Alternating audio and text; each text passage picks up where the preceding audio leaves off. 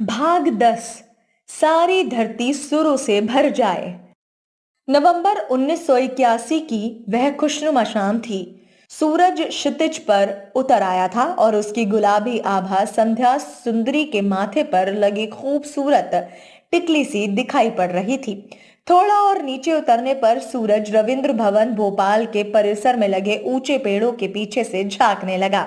तब लगा जैसे कोई पतंग आसमान से कटकर पेड़ में अटक गई हो। अवसर था मध्य प्रदेश की स्थापना के रजत जयंती समारोह का। मध्य प्रदेश कला परिषद ने सृजनात्मक कलाओं की 8 दिवसीय उत्सव आयोजित किया था। समारोह का शुभारंभ पंडित रविशंकर के सितार वादन से होना था। रविशंकर मंच पर आए तो काफी थके थके लग रहे थे। उम्र की लकीरों ने उनके सुदर्शन मुख पर जाले बनाना शुरू कर दिया था।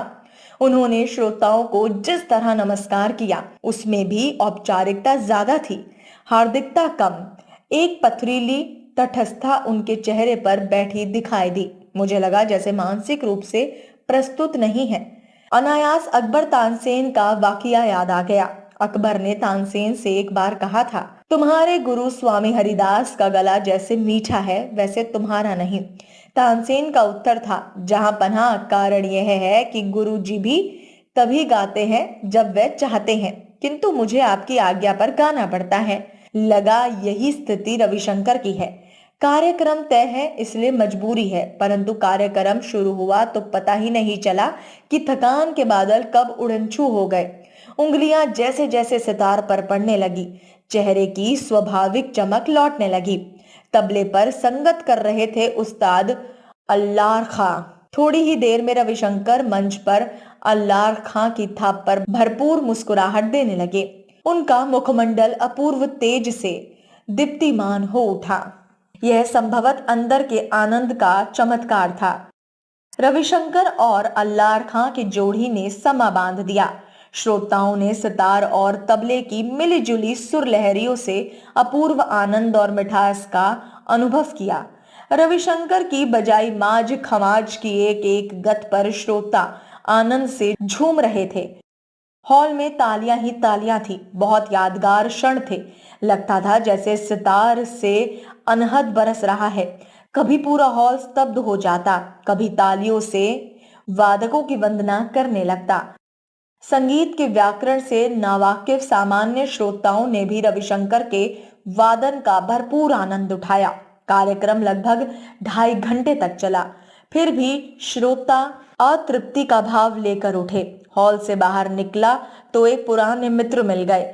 वह कला परिषद के ही अधिकारी थे। उन्होंने बताया कि रविशंकर जी के अतिथि सत्कार की जिम्मेदारी उन्हीं के पास है। मुलाकात करनी हो तो सुबह 8 बजे आ जाओ। फ्लाइट 11 बजे है। मुझे लगा विधाता अतिरिक्त रूप से प्रसन्न है। मैंने मित्र से होटल का पता लिया और प्रसन्न मन समारोह से लौटा। दूसरे दिन सुबह रविशंकर जी से मिलने का सुयोग मिला। वह तरोताजा दिख रहे थे। 2 देवियां उनसे बातचीत कर रही थी। अधिकारी मित्र का कहीं अता पता नहीं था। मैंने नमस्कार किया तो उन्होंने पूछा, क्या पत्रकार है? मैंने उत्तर दिया, जी नहीं, कॉलेज में अध्यापक हूँ। आपको निकट से देखने आया हूँ। रविशंकर मुस्कुराए, बोले, तब तो मैं सुरक्षित हूँ। पत्रकार बैठते बाद में है, सवाल पहले शुरू कर देते हैं। इस बात पर हंसी की हल्की सी लहर उठी और पूरे कमरे में फैल गई। देवियों में से एक ने कहा, आप बहुत सहज है। लगता नहीं है कि भारतीय संगीत के इतिहास पुरुष होने का आपको कोई गुमान है। प्रशंसा को उन्होंने सहज रूप में लिया। बोले, द्वीप की तरह अकेला रहकर कोई कलाकार तरक्की नहीं कर सकता। उसे खुला और सहज होना ही चाहिए। दूसरी देवी बोली, आपके नाम के साथ शंकर जुड़ा है। आप शंकर जैसे भोले भी हैं। इस बात पर रविशंकर खुलकर हंसे। प्रतिवाद करते हुए बोले, यह गलत फहमी है। मैं भोला भाला जीव बिल्कुल नहीं हूँ। देश विदेश घूमकर बहुत खुर्राट हो गया हूँ। घाट घाट का पानी पिए बैठा हूँ। इस उत्तर से कमरे में फिर खिलखिलाहट बिखर गई। रविशंकर जी ने मुझे बैठने का संकेत कर कहा, आपके आने से पहले हमारी चर्चा बाबा अलाउद्दीन खान साहब के गुस्से पर भी चल रही थी। यह सच है कि बाबा अनुशासन के मामले में निरंकुश शासक की तरह थे। गुस्सा होने पर बेटे अली अकबर को पेड़ से बांधकर पीट भी देते थे। पहली देवी ने मुस्कुराकर पूछा, आप कभी उनके क्रोध का शिकार हुए? रविशंकर भी मुस्कुराकर बोले, कई बार हुआ। गलती करने पर बाबा का प्रिय दंड था खाना बंद करना। उनके अनुशासन की लपटों से झुलसकर अनेक शिष्य भाग जाते थे। भागना तो मैंने भी चाहा था। दूसरी देवी अपने को रोक नहीं पाई, उत्सुकता से पूछा, फिर भागे क्यों नहीं? रविशंकर मंद मंद मुस्कुराने लगे। वह मुस्कान अधखिले फूल की दबी दबी सुगंध की तरह थी। थोड़े मौन के बाद बोले, अकबर, बाबा के बेटे और अन्नपूर्णा बेटी की दोस्ती के कारण भाग नहीं सका। बाबा तीनों से 14-14 घंटे रियाज कराते थे। पहली देवी बोली, बहुत ऊब लगती होगी। रविशंकर ने उत्तर दिया, शुरू में लगती थी, मन एकाग्र नहीं होता था। बाबा की मार खानी पड़ती थी। धीरे धीरे एकाग्रता आने पर संगीत की सौंदर्य अनुभूति के क्षणों में हम तीनों भाव विहीन होकर रोने लगते थे।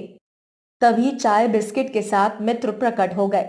रविशंकर जी ने सबसे चाय लेने का अनुरोध किया, खुद भी चाय ली और मुझसे पूछा, आप क्या पूछना चाहते हैं? मैंने कहा, आपके व्यक्तित्व के अंतरकश में झांकने की इच्छा थी, वह स्वयमेव पूरी हो रही है। रविशंकर हंसकर बोले, व्यक्तित्व का अंतरकश काफी भारी शब्द है, आपके विद्यार्थी समझ लेते होंगे, मुझे तो समझ नहीं आते। यद्यपि व्यंग का कोई पूट उनके स्वर में नहीं था, फिर भी मैं शर्मिंदा हो गया। मैंने कहा, माफी चाहता हूँ, अध्यापकों के लिए सरल बोलना काफी कठिन होता है। मित्र ने विषय बदलते हुए कहा, कल के प्रोग्राम में पूरी तृप्ति नहीं मिली, श्रोता और सुनना चाहते थे। रविशंकर बोले, कोई भी कला पूरी प्यास नहीं बुझा सकती, जो कला प्यास बुझा दे वह जड़ हो जाती है, प्यास ही कला का। मैंने पूछा, स्थापित होने के संघर्ष काल में भी क्या कभी भाग खड़े होने की इच्छा हुई थी? प्रश्न पर रविशंकर अचानक गंभीर हो गए, चेहरे के विनोदी भाव गायब हो गए। थोड़े विराम के बाद बोले, शुरुआत में बहुत संघर्ष करना पड़ा, मुंबई में काफी अग्नि परीक्षाएं ली, 44 में से 50 का समय संघर्ष में ही गुजरा। एक बार आत्महत्या की कोशिश भी की। हम चारों चौंके। मैंने पूछा, वह कैसे? रविशंकर का विनोद भाव लौट आया, मुस्कुराते हुए बोले, असफलताओं से डर गया था, गहरी निराशा में रेल से कट मरने का विचार आया, मृत्यु पूर्व बयान भी लिख लिया। पटरी पर अचानक दिव्य प्रेरणा हुई और मैंने इरादा बदल दिया। मित्र ने पूछा, 50 के दौर में तो आपने कुछ फिल्मों का संगीत निर्देशन भी किया? वह बोले, हाँ, नीचा नगर और धरती के लाल में मौका मिला। 5वें दशक से भाग्य का रुख दोस्ताना हो गया। मैंने पूछा, आप अंतर्राष्ट्रीय कब बने? उन्होंने बताया, 1967 में मैं लॉस एंजलिस चला गया था। वहां बीटल और दूसरे पॉप ग्रुपों ने सितार में दिलचस्पी दिखाई। जॉर्ज हैरिसन ने शिष्यत्व ग्रहण किया। बस तभी से अंतर्राष्ट्रीय छाप लग गई। वार्तालाप चल ही रही थी कि उनके सचिव ने समय का संकेत किया। रविशंकर बोले, अब माफी चाहूंगा, थोड़ी देर में प्लेन पकड़ना है। मैंने उठते हुए कहा, इतना समय और आत्मीयता देने के लिए धन्यवाद। चलते चलते यह और बता दीजिए कि आपकी सबसे बड़ी आकांक्षा क्या है? उन्होंने फिर मुस्कुराहट बिखेरी, बोले, एक संगीतज्ञ की सबसे बड़ी आकांक्षा यही हो सकती है कि सारी धरती को सुरों से भर दिया जाए। भाग 11।